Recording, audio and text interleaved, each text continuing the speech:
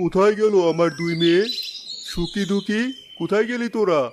বৃদ্ধ বাপটা যে বাজার থেকে ফিরেছে, তাকে তো এক গ্লাস পানি খাওয়াতে পারিস। এই বাড়িতে আমাকে এক গ্লাস পানি দেওয়ার লোক নেই। কি যে বলো, তোমার জন্য শরবত বানিয়ে অপেক্ষা করছি, আর তুমি বলো তোমাকে পানি দেওয়ার লোক নেই। আমি জানি তো, আমার বড় মেয়ে ঠিকই আমার জন্য শরবত নিয়ে অপেক্ষা করবে। তোদের সাথে একটু মজা করলাম। নে, তোর জন্য বাতাসা আর লাল চুড়ি এনেছি। কেন শুধু শুধু টাকা খরচ করো? এমনিতেই আমাদের অভাবের সংসার, নুন আনতে পান্তা ফুরোই, আর তুমি আমার জন্য টাকা খরচ করে বাতাসা আর চুরি এনেছো? মা দেখলে খুব রেগে যাবে। আচ্ছা বাবা, ঠিক আছে। তোর মায়ের কথা তোকে ভাবতে হবে না। এবার যা, সুখীকে ডেকে নিয়ে আয়। আমাকে ডাকতে হবে না, এই তো আমি চলে এসেছি। তোমাকে যে বলেছিলাম আমার জন্য লাল একটা শাড়ি কিনে আনতে, এনেছো? দাও দেখি, পরে কেমন লাগে আমাকে। ক্ষমা করিস মা, আমি তোর জন্য লাল শাড়ি আনতে পারিনি। আসলে আজকে ধান বিক্রি হয়নি। আমি তোমার কোনো কথাই শুনবো না। তুমি গত সপ্তাহে বলেছিলে এই সপ্তাহে আমাকে একটা লাল শাড়ি কিনে দেবে। আমি কিন্তু খুব রেগে যাচ্ছি। তুই এসব কি শুরু করেছিস?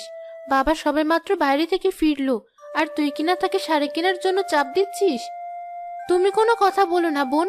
তোমার কোনো শখ চাহিদা নেই বলে কি আমারও থাকবে না? তোদের ব্যাপার কি? বাপ আসা মাত্রই তাকে ঘিরে ধরেছিস? যা এখান থেকে। দেখো মা, বাবা আমাকে বলেছিল এই সপ্তাহে আমাকে একটা লাল শাড়ি কিনে দেবে, অথচ সে খালি হাতে এসেছে, আমাকে শাড়ি কিনে দেয়নি। শোন সুখী, জীবনে এত চাহিদা থাকলে চলে না। তোর চাহিদা দিন দিন বেড়েই চলেছে। তোর বড় বোনকে দেখ, ও তো কখনো তোর বাবার কাছে আবদার করে না। কেন শুধু শুধু তোর এত চাহিদা?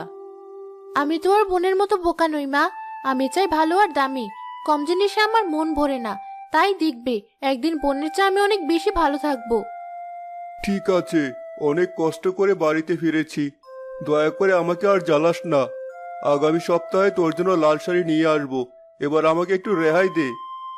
বাবা, তুমি অনেক পরিশ্রম করে এসেছো।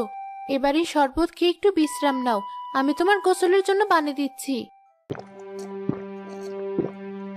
কমলা, দুটো মেয়ে একেবারে দুই রকম হয়েছে, সম্পূর্ণ আলাদা ধরনের।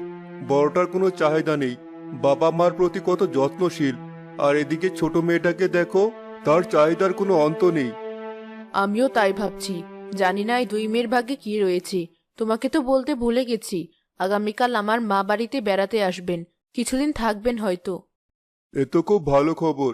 শাশুড়ি মা কয়েকদিন বাড়িতে বেড়াতে এলে আমাদের বরং ভালোই লাগবে।